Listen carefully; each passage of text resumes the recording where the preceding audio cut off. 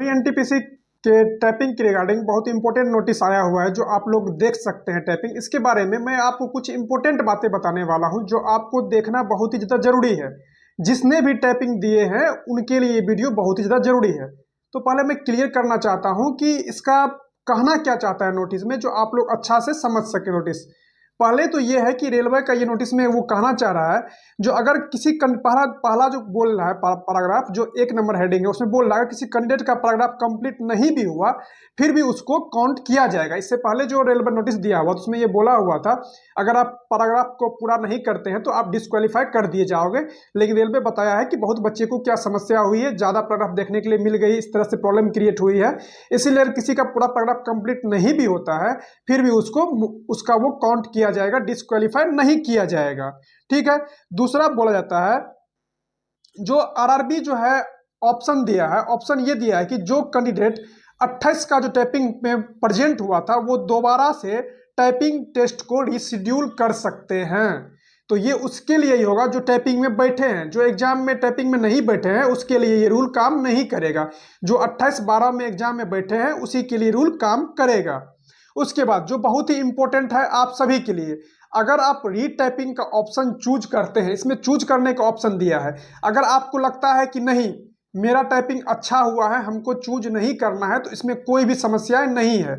लेकिन जिसको लगता है कि नहीं मेरा टाइपिंग में कुछ कीबोर्ड समस्या हो गई या कुछ अदरवाइज समस्या है, उसके लिए ये इंपॉर्टेंट है कि आप उसमें खुलेगा फिर से चूज करने का। तो अगर आप उसको चूज कर लेते हैं तो बहुत इंपॉर्टेंट है, तो पुराना जो आप टाइपिंग की है वो ऑटोमेटिक कैंसिल हो जाएगी और सिर्फ नया टाइपिंग जो आप कीजिएगा वही काउंट होगा। मान चलिए आप पीछे में टाइपिंग कर चुके हैं, नया आप चूज कर लिए हैं कि हमें न्यू टाइपिंग करनी है, उस दिन अगर आप प्रेजेंट नहीं होते हैं तो आपको अब्सेंट माना जाएगा, ना कि पीछे का काउंट किया जाएगा। ये बहुत ही ज़्यादा इंपॉर्टेंट है। उसके बाद रीटाइपिंग के लिए आरआरबी लॉगिन पेज पे अलग से एक लिंक आएगा, जो आपको जब आएगा लिंक तो बता दिया जाएगा। उसके बाद अगर आपने रीटाइपिंग ऑप्शन किया है और उस दिन अगर आप अब्सेंट रहते हैं तो उस दिन अगर आप नहीं जाते हैं तो आपको अब्सेंट ही माना जाएगा। रीटाइपिंग की टेस्ट की जो डेट और टाइमिंग है वो बहुत जल्द आपको बता दिया जाएगा। तो सिंपल इससे ये निकलती है कि अगर आपको लगता है जो मेरा टाइपिंग उस दिन अच्छा नहीं गया या मेरे टाइपिंग में उस दिन कुछ समस्याएं हो गई या कुछ कारणवश, या वो होता है ना जो बोले थे सर ज़्यादा की स्ट्रोक आ गया तो हम लोग घबरा गए, लास्ट का कुछ समय हम लोग मार दिए, तो अगर इस टाइप से किसी को लगता है तो वो फिर से अपना रीसेट चूज कर लीजिएगा।